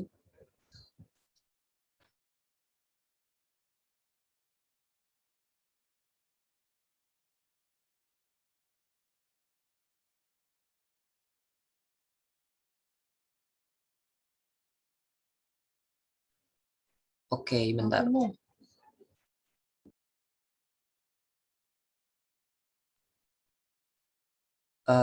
Maksudnya Jerman tidak diizinkan untuk memiliki angkatan laut, soalnya di PPT angkatan udara. Iya, angkatan udara. Angkatan lautnya masih diperbolehin yang tadi kapal perang. Tahu kan kapal perang kayak gimana bentukannya, yang ada biasanya ada tempat landasan helikopternya juga, terus ada apa ya, kayak buat senjata-senjatanya juga. Angkatan udara nggak diperbolehin, angkatan lautnya masih diperbolehin, tapi cuma 7 kapal perang doang. boleh tahu referensinya? Ini gue ambil dari history.com sama dari bukunya Erlangga. Karena emang menurut gue itu termasuk yang lengkap kayak gitu. Oh ya, tapi tadi ya si Jerman itu nggak diperbolehin punya U-boat lagi, punya kapal selam lagi kayak gitu. Tapi nanti perjanjian Versailles ini dianggap sangat-sangat menghina Jerman. Jadi rakyat Jerman tuh marah, tapi mereka nggak punya pilihan. Dan inilah yang menyebabkan akhirnya Jerman itu runtuh. Bukan Jerman ya, tapi kekaisarannya itu runtuh. Karena Jerman kan bentukannya awalnya kaisar ya. Nanti digantiin sama yang namanya Republik Weimar. Boleh dicari nanti kalau misalkan penasaran Republik Weimar itu apa. Tapi Republik Weimar ini sendiri nanti nggak bertahan lama karena 1933 ketika si Hitler itu menang dalam pemilu, si Weimar ini nggak ada. Terus ada istilah peace without victory itu gimana? Sebenarnya nggak bisa dibilang sekutu menang-menang juga sih, karena bisa dibilang Jerman apa ya, gimana ya jelasinnya? Karena dua belah pihak tuh sama-sama bisa gue bilang kalah karena emang korbannya banyak. Cuma emang karena kebetulan aja si Jerman ini udah mungkin nggak punya daya lagi buat ngelakuin penyerangan gitu ya. Terus karena emang udah banyak banget korbannya, akhirnya ya udah si Jerman ini yang ngajuin gencatan senjata kepada pihak sekutu kayak gitu. Dan mungkin karena ini juga sih dari kekuatan mereka yang nggak seimbang. Sekutu kan kekuatan negara-negara yang sangat besar ya. Walaupun Jerman itu besar, tapi sekutu jauh lebih besar. Kayak ada Inggris, Amerika, Rusia. Rusia aja wilayahnya sangat-sangat besar. Terus ada apa lagi? Bantuan-bantuannya dan segala macamnya. Klausul satu lagi itu ada klausul umum. Klausul umum ini isinya yang pertama itu ada pembentukan Liga Bangsa-Bangsa, yang kedua itu permintaan maaf dari Jerman secara resmi kepada publik. Kayak gitu Halimah.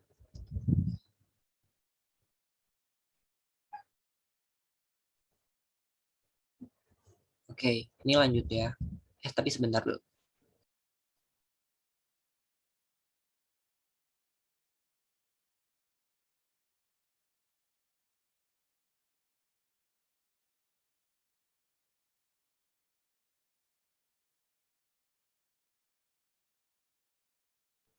Oke, lanjut ke materi berikutnya, yaitu dampak atau konsekuensinya.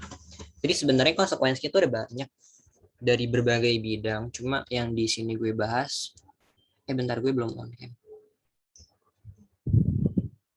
Oke, yang gue bahas itu dari bidang politik, ekonomi, dan bidang sosial. Nah, ini konsekuensi politik bisa dibilang ini paling banyak. Yang pertama itu hancurnya 4 kekaisaran besar.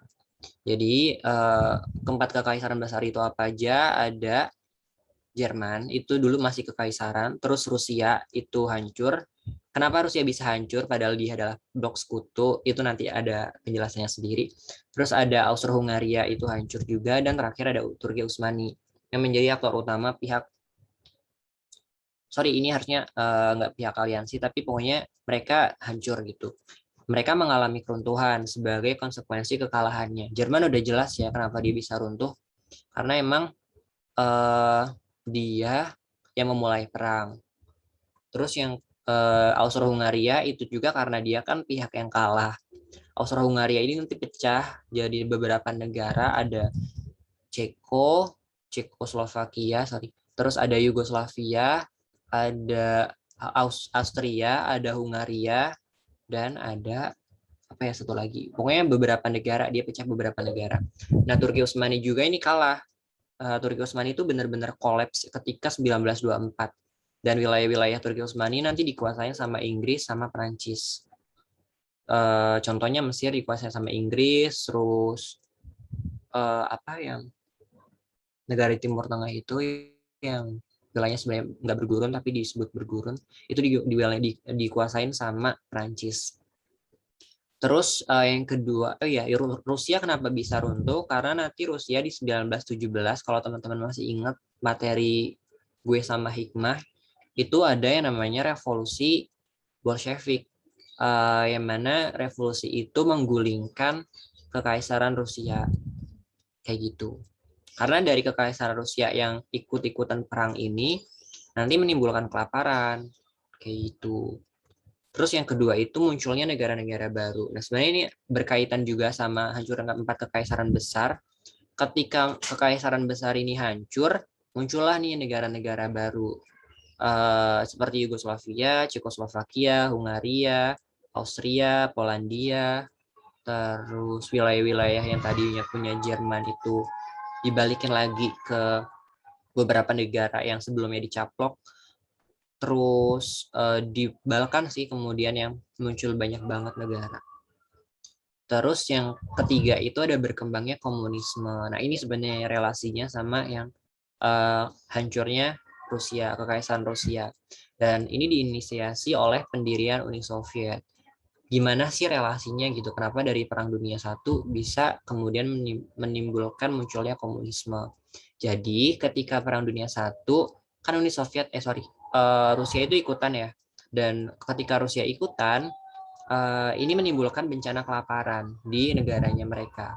Jadi mereka beranggapan bahwa rakyat di negara mereka aja masih belum makmur gitu, kayak masih banyak kelaparan, masih terjadi bencana di sana sini, tapi kok Rusia pemerintahnya gitu masih ikutan perang kayak gitu. Dan setelahnya komunisme ini bisa dibilang tumbuh subur di Eropa. Di Yugoslavia ada komunisme, terus di negara-negara Eropa Timur sih terutama. Terus yang keempat adalah munculnya fasisme Jerman dan Italia. Jadi ini berawal dari kekalahan Jerman dalam Perang Dunia I, di mana perjanjian Versailles itu bisa dibilang menginjak-injak harga dirinya bangsa Jerman karena dia didenda, udah kalah, didenda, nggak boleh punya senjata, segala macam. Dan ini menimbulkanlah tuh dendam di dalam diri bangsa Jerman. Dan dendam ini kemudian semakin dipanas-panasi sama partai Nazi. Partai Nazi ini ngompor-ngomporin lah ibaratnya. Kayak kita kan bangsa Arya, kita bangsa yang bermartabat, masa mau sih diinjak-injak sama bangsa lain kayak gitu. Dan kenapa Italia juga ikutan? Karena Italia itu yang tadi, yang dijanjiin wilayah tapi malah nggak dikasih sama pihak sekutu. Kayak gitu.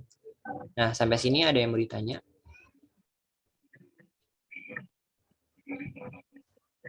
Yang Tsar Nicholas II, Kaisar Tsar Nicholas II, iya benar. Yang di Rusia, di Uni Soviet yang digulingin. Fasisme itu adalah paham kecintaan terhadap tanah air, terhadap bangsanya sendiri secara berlebihan. Dia menganggap bangsanya dia, rasnya dia adalah ras yang, bangsa sih lebih tepatnya adalah bangsa yang paling tinggi. Dan bangsa lain yang bukan ras dia itu boleh diperlakukan secara sewenang-wenang. Makanya nanti, terutama orang Yahudi, makanya nanti si Nazi ini sangat-sangat membenci kaum Yahudi, dijadiin kambing hitam gitu. Dan nanti dia dimasukin ke dalam kamar gas. Itu cukup menarik kalau misalkan mau cari tahu tentang itu. Italia dijanjiin daerah apa sama sekutu? Italia itu dijanjiin wilayah-wilayah yang bentar gue baca dulu ya. Soalnya gue lupa.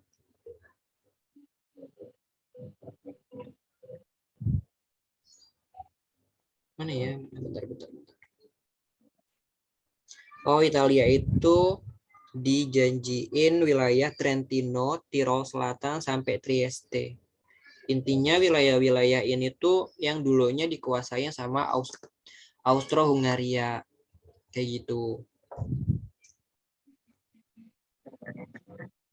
Itu janji sekutu terhadap Italia. Karena basically wilayah-wilayah itu adalah wilayah-wilayah berbahasa Italia.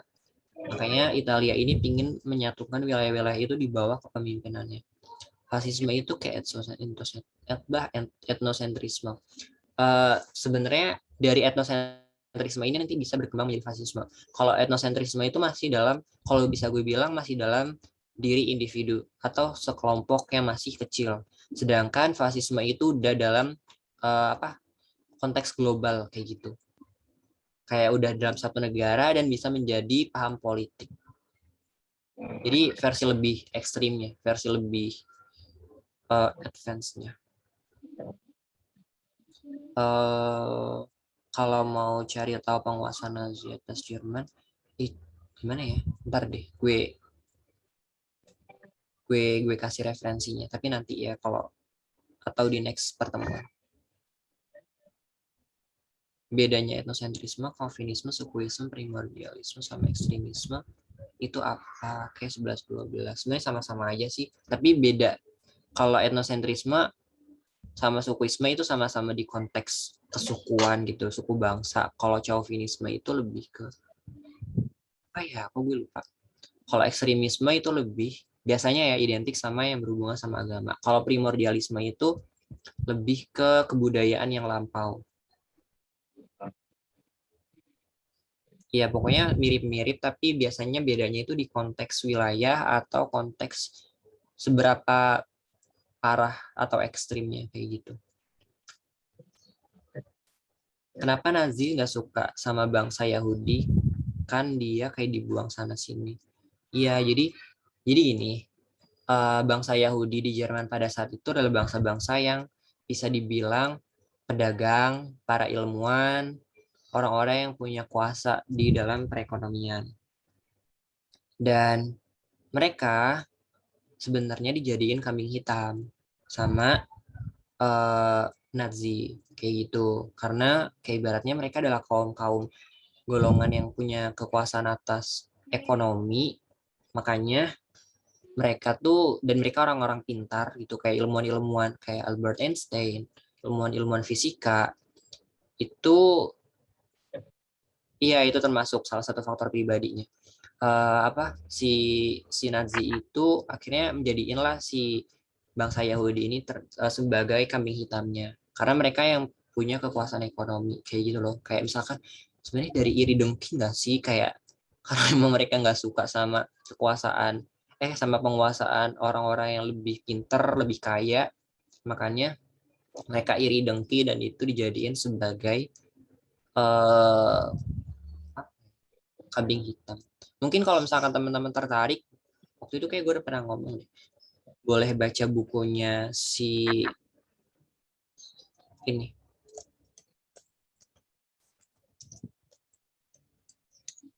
Judulnya adalah ini.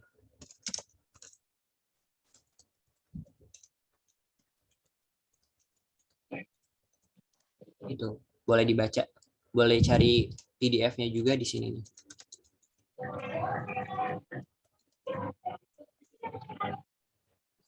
Oke, lanjut ya. Ada konsekuensi ekonomi. Yang pertama itu ada bencana kelaparan. Ya sebenarnya ini karena perang itu kan emang sifatnya destruktif banget ya. Kayak eh, orang-orang nggak bisa bertani, orang-orang nggak bisa berdagang, orang-orang pabrik-pabrik nggak bisa beroperasi, dan inilah yang menyebabkan adanya bencana kelaparan. Ya bisa bayangin nggak sih, kayak misalkan petani lagi di tengah sawah terus ada orang perang, kan ya pasti ketembak kan. Makanya mereka akhirnya memutuskan untuk bertani segala macam, dan ini menimbulkan eh, bencana kelaparan di berbagai negara di Eropa, termasuk nanti di Rusia yang tadi menjadi salah satu faktor kenapa akhirnya muncul sebuah revolusi. Terus yang kedua itu ada kehancuran industri. Jadi berbagai macam pusat industri di beberapa negara Eropa, terutama di Jerman ya, karena emang dia paling aktor utamanya, dia mengalami kehancuran akibat serangan dari lawan-lawannya. Sebenarnya nggak cuma Jerman, tapi yang paling parah setahu gue di Jerman. Terus yang ketiga itu ada krisis Eropa. Sebenarnya masih berhubungan juga sama terhambatnya atau hancurnya fasilitas fisik, terus perekonomian nggak bisa jalan. Jadi perekonomian itu lumpuh total karena perang itu. Ya bisa dibayangin deh. Misalkan kita ya mati lampu selama sehari aja bisa. Oke, bentar ya teman-teman. Nah bisa dibayangin ya, kita yang satu hari mati lampu aja. Jangan kan satu hari ya. Kemarin yang kata Facebook, Instagram, sama WhatsApp down berapa jam tuh? 6 jam aja kerugiannya sekian miliar, apalagi ini yang perang selama 4 tahun, walaupun konteksnya pada zaman dulu. Terus ini kemudian menyebabkan krisis Malaysia. Jadi lesunya perekonomian akibat Perang Dunia I itu berakibat juga sama Amerika Serikat. Ya karena emang Amerika Serikat pada saat itu kan ikut terjun. Terus ekonomi Amerika Serikat itu dependable banget sama ekonomi yang terjadi di Eropa. Ketika Eropa krisis, Amerika juga sama mengalami krisis. Krisis ini disebut krisis Malaysia yang nanti nggak cuma di Amerika Serikat doang, tapi ke negara-negara lain. Atau disebut juga depresi besar. Kayak gitu. Nah, terakhir ada konsep ini terakhir nggak sih? Oke. Yang terakhir ada konsekuensi sosial. Yang pertama itu ada korban jiwa. Nah, pasca perang Eropa tuh mengalami kehancuran hebat karena korban yang berjatuhan. Nah, diperkirakan korban Perang Dunia I itu seluruhnya ya dari seluruh wilayah itu mencapai 40 juta nyawa. 40 juta jiwa yang jadi korban. Dan terutama tuh para pemuda. Makanya tadi di awal-awal tuh kan ada quotes-nya ini ya, woman widow. Jadi orang-orang istri-istrinya tuh pada jadi janda karena emang suaminya pada terbunuh di perang. Dan Perang Dunia I ini perang paling destruktif kedua di dalam sejarah manusia modern karena yang pertama itu ada Perang Dunia Kedua. Terus yang konsekuensi sosial yang kedua itu adanya genosida Armenia. Jadi Armenia itu kan pada saat itu masih dikuasai sama Kekaisaran Turki Utsmani kan. Nah, terus Turki Utsmani ini ingin mewajibkan wajib militer bagi Armenia. Tapi Armenia ini menolak gitu, menolak wajib militer ini. Sebenarnya tuduhan menolak wajib militer. Terus Turki Utsmani juga menuduh bahwa si Armenia ini bekerja sama atau mendukung pihak sekutu. Makanya akhirnya sekitar 1,5 juta orang Armenia itu menjadi korban genosida atau pembantaian sama tentara Turki Utsmani. Kayak gitu.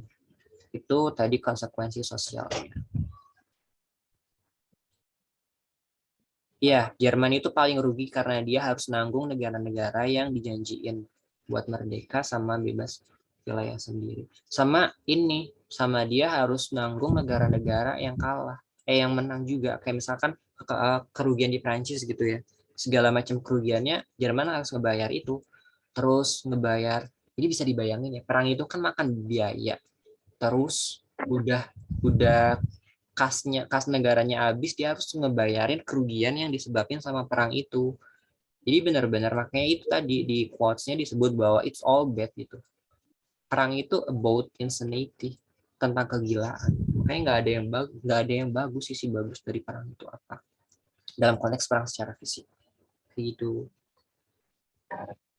Makanya nanti salah satu poin perjanjian Versailles itu dibentuknya Liga Bangsa-Bangsa yang mana ini berusaha untuk menyatukan gimana ya negara-negara yang awalnya berkonflik gitu buat dijadiin poin intinya buat memelihara perdamaian dunia. Tapi ya benar nanti gagal karena lama.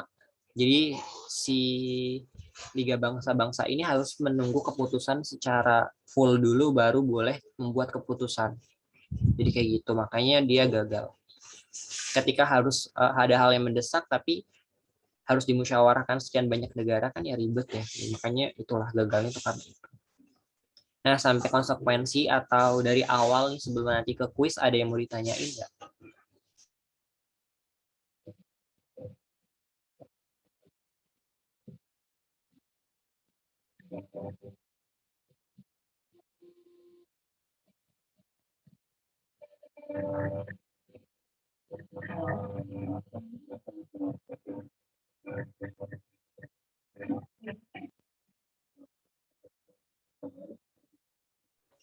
Oke, gimana nih teman-teman? Apakah ada pertanyaan?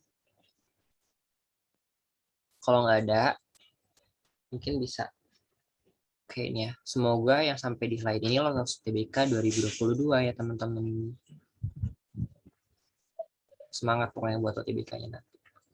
Terus, oh ya, ini tolong diketik ya bit.ly/kelas bersinar kalau buat apa ulasannya, jadi buat yang mau kritik atau mau kasih saran atau mau bilang ngajarnya kecepatan atau ada yang kurang ngerti atau apapun itu boleh diulas di sini. Dan ini link bit.ly/traktiran bersinar kalau mau ngasih traktiran buat bersinar kayak gitu. Oke, ini aku stop share screen dulu ya sebelum nanti ke kuis.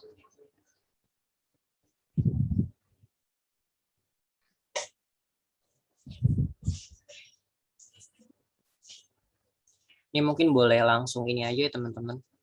Apa masukin kodenya buat quiznya.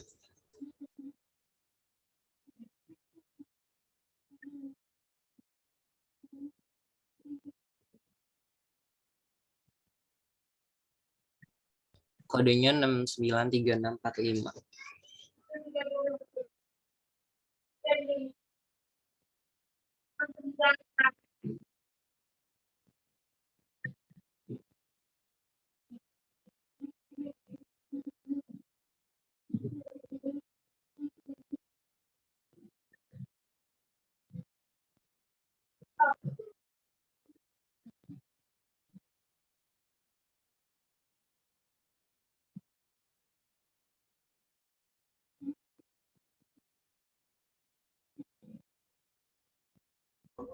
Itu kodenya sama linknya udah gue share di ini ya guys. Apa di teks di chat box. Kalau misalkan ini langsung di ini aja. Tapi gue nggak bakal share screen karena nanti biasanya laptop gue tiba-tiba mati kalau misalkan sambil share screen.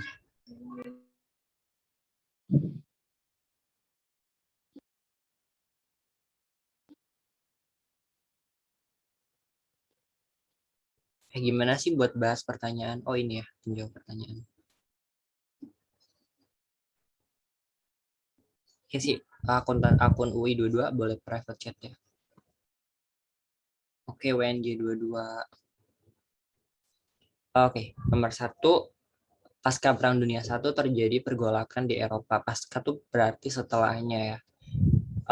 Itu apa aja? Yang pertama itu, ini jawabannya, ini kalian tuh jawabannya salah karena emang salah atau karena ini deh, karena check box. Kan ini check box ya, kayak gitu. Atau gimana? Atau waktunya kecepatan? Boleh dong komen guys, kenapa ini banyak yang salah. Nggak ngerti kalau bisa milih banyak. Oh, ya ini teman-teman, iya jadi ini tuh ada yang modenya memang SBMPTN gitu sama yang enggak, jadi kayak gitu deh. Jadi ini bisa dipilih banyak ya. Oke oke. Oke, ada yang pilihan ganda juga, terus ada yang benar. Iya, sorry ya kalau misalkan pakai kecepatan nanti bakal gue ingin lagi. Kayak tadi berapa sih 30 detikan ya. Nah, yang pertama itu ada meluasnya paham fasis di Eropa. Ini karena ya tadi ya, dendamnya si Jerman terhadap sekutu, terus bersatunya negara Eropa justru enggak. Karena ini malah nanti Eropa tuh terpecah-pecah. Terus yang ketiga itu terbentuknya blok sekutu di Eropa. Iya benar, karena nanti setelahnya ada yang namanya blok sekutu. Ini enggak ya bersatunya Prancis, Jerman, dan Italia. Ini kayak ini loh ya, kalau misalkan 1 dan 2 itu apa gitu-gitu. Kalau misalkan 1 benar, dua salah ya berarti nggak mungkin A gitu-gitu loh. Pokoknya kan di SBMPTN ada ya soal kayak gitu. Oke, next. Perjanjian Versailles 1919 merupakan perjanjian perdamaian antara Sekutu dan Jerman yang memutuskan bahwa Jerman yang pertama tidak boleh memiliki tank dan mobil bersenjata atau artileri darat. Mereka hanya diperbolehkan untuk punya pasukan dan itu pun dibatasin berapa ribu gitu. Dan mereka hanya diperbolehkan untuk punya 7 kapal perang. Iya benar. Terus yang kedua harus menyerahkan kota Eupen dan Melmedi kepada Belgia. Ini tadi gue udah sempat bahas. Terus menerima tanggung jawab penuh sebagai penyebab peperangan. Ini juga nanti dia harus menerima apa namanya kayak semacam konsekuensinya. Dan terakhir dilarang melakukan perdagangan senjata antar negara atau ekspor impor senjata. Ini termasuk klausul militernya. Kalau ini klausul umumnya. Terus kalau ini klausul teritorial. Jadi harus dibedain gitu kayak gitu ya teman-teman. alat perang sebenarnya boleh, tapi kalau tank, senjata dan lain-lain itu nggak boleh. Tapi nanti akhirnya Jerman batu, dia bikin Pfizer ya. Apa kok Pfizer? Pfizer mana nama vaksin? Apa deh yang kata tanknya Jerman? Luitzer ya, itu deh pokoknya kayak gitu. Terus ini dalam Perang Dunia I, Italia setia pada Triple Alliance sebab Italia berusaha memenuhi tuntutan Italia Irredenta, yaitu membebaskan beberapa daerah di Donau yang berbahasa Italia dari kekuasaan Austria. Ini kenapa yang D? Karena akibatnya doang. Karena ini yang doang, pernyataan keduanya doang yang benar. Yang satu kan enggak, karena dia akhirnya nanti berkhianat sama Triple Alliance. Nah, Italia Irredenta inilah yang tadi dijanjiin sama sekutu bahwa nanti Italia itu bakal menguasai wilayah-wilayah yang dulunya dikuasain sama Austria. Kayak gitu. Ya, kalian tuh harus hafal kayak gini, guys. Tapi kemarin waktu UTBK nggak ada sih soal kayak gini. Tapi ya, jaga-jaga aja. Siapa tahu ada kan LTMPT ini ya, sangat-sangat badu. Salah satu isi perjanjian Versailles yang ini kalau nggak salah bacanya bukan Versailles tapi apa gitu. Yang ditandatangani pada 28 Juni 1919 adalah kecuali yang mana nih? Kecualinya yang Angkatan Perang Jerman dihapuskan. Dia bukan dihapuskan tapi dikurangi sampai batas minimalnya. Kalau Jerman harus menyerahkan sebagian wilayahnya kepada jajahannya kepada Prancis, Inggris, dan Jepang itu benar ya. Karena tadi gue sempat bilang kan kalau misalkan ada jajahannya Jerman yang ada di Tiongkok itu diserahin ke Jepang. Prancis mendapatkan wilayah SAR ini juga, tapi tadi gue nggak mention ya. Kalau misalkan wilayah SAR juga dikasih ke Prancis. Tapi pokoknya ini termasuk juga. Dia kaya akan batu bara. Terus Danzig menjadi kota merdeka dan dimasukkan ke wilayah Polandia. Tadi ini sempat gue mention juga. Terus kalau Jerman harus menyerahkan wilayah Alsace-Lotharingen kepada Prancis, ini termasuk ke dalam klausul teritorial. Nah, ini banyak yang benar ya, karena emang gampang. Kasus Belli pecahnya Perang Dunia I yang berlangsung dari tahun 1914 sampai 1918 ialah ini jawabannya yang peristiwa tertembaknya putra mahkota Austria yang siapa masih ingat nggak namanya siapa? Boleh komen teman-teman. Italia Irredenta tuh kayak gerakan Italia untuk memerdekakan diri gitu. Penyatuan Italia, kayak penyatuan orang-orang wilayah-wilayah yang berbahasa Italia. Ya namanya Franz Ferdinand. Kalau ini enggak ya, Inggris, Rusia, Perancis membentuk fakta militer bersama di Triple Entente itu enggak. Ini penyebabnya doang, tapi bukan kasus Bellinya. Persaingan juga termasuk penyebab. Krisis Balkan itu sama yang tadi Panslavisme tuh mirip-mirip. Sama persaingan antara Jerman dan Inggris ini penyebab. Kasus Bellinya adalah peristiwa tertembaknya putra mahkota. Oh iya nih si akun UI22 kemana? Kok belum private chat nomornya? Pemicu meletusnya Perang Dunia I adalah peristiwa terbunuhnya. Ini benar semua, enggak ding, ada yang salah Gavrilo Princip itu ininya ya, penembaknya. Nicholas II itu Kaisar Rusia, Wilhelm II itu si kaisarnya Jerman ketika Perang Dunia I. Franz Joseph gue nggak tahu di siapa. Kalau Franz Ferdinand itu putra mahkotanya si Austro-Hungaria. Oke, nomor 7 berikut merupakan situasi pasca Perang Dunia I. Yang pertama, ini benar ya, Imperium Rusia dijatuhkan melalui revolusi Menshevik dan Bolshevik. Terus yang kedua, Jerman berubah menjadi negara republik. Tadi gue sempat mention bahwa Jerman kemudian berubah menjadi Republik Weimar. Terus yang ketiga itu Austria dipecah menjadi sejumlah negara. Tadi sempat gue mention ada Cekoslovakia, Polandia, terus ada Yugoslavia dan lain-lainnya. Terus ini juga benar kekhalifahan Turki Utsmani dihapuskan. Ini resmi dihapuskan 1924. Berikut ini adalah keterangan yang tepat tentang pihak yang bertikai dalam Perang Dunia I kecuali Serbia Austria enggak ya, karena ini kecualinya. Benar. Serbia Austria itu bertikai karena mereka bahkan bermusuhan ya, nembak si Ferdinand itu kan orang Serbia.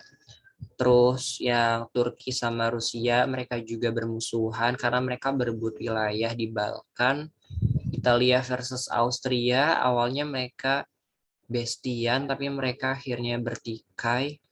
Terus Rusia Austria itu mereka bertikai. Kalau Jerman sama Turki mereka ini mereka adalah sekutu, saling beraliansi gitu maksudnya. Ini kenapa jawabannya C? Pada Perang Dunia I, Turki memihak Triple Alliance. Ini benar ya teman-teman. Sebab pada tahun 1914 Rusia mengumumkan perang terhadap Turki. Ini juga benar, nanti akhirnya Turki ikut dan Rusia yang basically udah punya pertikaian dari awal sama Turki nanti bertikai declare perang sama Turki. Jadi jawabannya benar-benar tapi nggak berhubungan. Tapi ini waktu rata-ratanya 4 detik, keren banget. Jawabannya yang B ya. Terus 10, Triple Entente lahir pada 1907. Negara-negara yang tergabung di dalamnya antara lain Entente ya teman-teman, bukan alians, bukan poros, bukan sentral. Entente itu Rusia, Inggris, dan Prancis. Italia nanti gabung ke Entente, tapi dia awalnya adalah Triple Alliance. Dan kan nggak mungkin ya kalau SBMPTN itu jawabannya 2, 3, 4. Adanya 1, 2, 3, 1, 3, 2, 3, 2, 4, 1, 2, 3, 4. Atau 4 doang. Nah, ke-11. Dampak kerjanya Versailles sebagai Jerman antara lain. Oke, ingat ya teman-teman, Jerman dibagi dua itu adalah perjanjian Potsdam pasca Perang Dunia II. Demilitarisasi Jerman juga iya, itu Jerman pasca Perang Dunia II. Jerman Timur menjadi komunis itu pasca Perang Dunia II. Kalau terjadinya hyperinflasi, ini Perang Dunia I. Karena nanti dia bisa dibilang karena ini si Jerman itu karena kehancuran perang dia terjadi inflasi yang sangat-sangat besar. Oke, 12. Pasca Perang Dunia I telah terjadi krisis ekonomi dunia atau Malaysia yang disebabkan oleh ini benar ya, kehancuran faktor-faktor produksi penting di pabrik di Eropa, terjadi inflasi besar-besaran, munculnya overproduksi di beberapa negara di Amerika karena si Malaysia ini diawali di Amerika, terus meningkatnya jumlah pengangguran. Ini juga. Gue lupa deh. Ada satu film yang gambar ini, filmnya bagus banget, tapi gue lupa judulnya apa. Nanti deh kalau misalkan next ini gue kasih. Terus pertanyaan 13, 3 pertanyaan terakhir yang ini salah satu isi perjanjian di antara negara-negara sekutu untuk menentukan nasib Jerman setelah berakhirnya Perang Dunia I adalah dipecahnya Jerman menjadi 2 daerah pendudukan. Sebab perjanjian Versailles ditandatangani bersama antara Jerman dan beberapa negara yang terlibat dalam perang seperti Amerika Serikat, Inggris, Prancis, dan Uni Soviet. Kenapa jawabannya D? Karena ini salah. Karena ini adalah Perang Dunia Kedua. Jerman dibagi menjadi 2 pendudukan. Ada Jerman Barat dan Jerman Timur. Itu ingat-ingat ya, itu adalah perjanjian Potsdam pasca Perang Dunia II. Sedangkan pernyataan keduanya benar. Perjanjian Versailles ini ditandatangani antara Jerman dengan beberapa negara sekutu. Inilah contohnya. Jadi jawabannya yang D. Jika pernyataan pokoknya pernyataan satu benar, pernyataan satu salah dan pernyataan 2 benar. Terus yang 14, keinginan sejumlah negara Asia untuk mendapatkan lebih banyak koloni dan bahan-bahan mentah untuk keperluan industrinya menjadi pendorong terjadinya Perang Dunia Pertama. Sebab kemajuan ilmu kedokteran pada masa awal abad ke-20 mengakibatkan pertambahan jumlah penduduk di Eropa. Ini kenapa bisa salah? Karena ini adalah Perang Dunia Kedua, di mana nanti Jepang itu ingin menguasai wilayah-wilayah di Asia untuk mengambil bahan-bahan tambang, bahan-bahan mineral, dan keperluan-keperluan untuk perang dan industrinya. Kalau ini benar, kemajuan ilmu kedokteran pada abad ke-20 mengakibatkan penambahan jumlah penduduk di Eropa. Karena apa? Pada saat itu Eropa tuh sering banget dilanda sama yang namanya wabah. Dan wabah ini termasuk nanti ada pest, Black Death gitu-gitu ya. Cacar. Ini mengakibatkan banyak penduduk Eropa tuh kemudian meninggal. Dan setelah berkembangnya ilmu pengetahuan, ini menjadi teratasi. Kayak gitu. Oke, terakhir. Kerugian Jerman akibat perjanjian Versailles antara lain Yang pertama, hilangnya seluruh jajahan Jerman. Ini benar banget, karena tadi gue sempat mention juga, terus dilucuti persenjataan Jerman. Ini juga benar. Terus wilayah-wilayah penting di Jerman diduduki sekutu. Ini juga benar. Terus Jerman dibebani oleh rampasan perang. Benar. Jadi ini benar semuanya ya teman-teman. Wilayah-wilayah penting tuh kayak wilayah-wilayah yang tadinya punya Jerman, itu dibalikin lagi. Bukan yang dua pendudukan tadi. Kayak gitu. Oke, gue stop share screen ya. Nah, ada banyak pertanyaan nih kayaknya.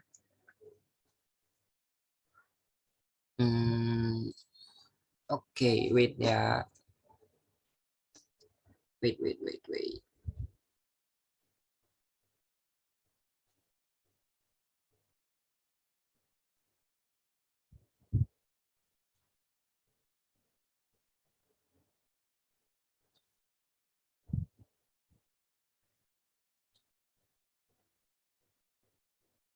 Oh ya, on cam dong teman-teman sebelum nanti kita sesi dokumentasi.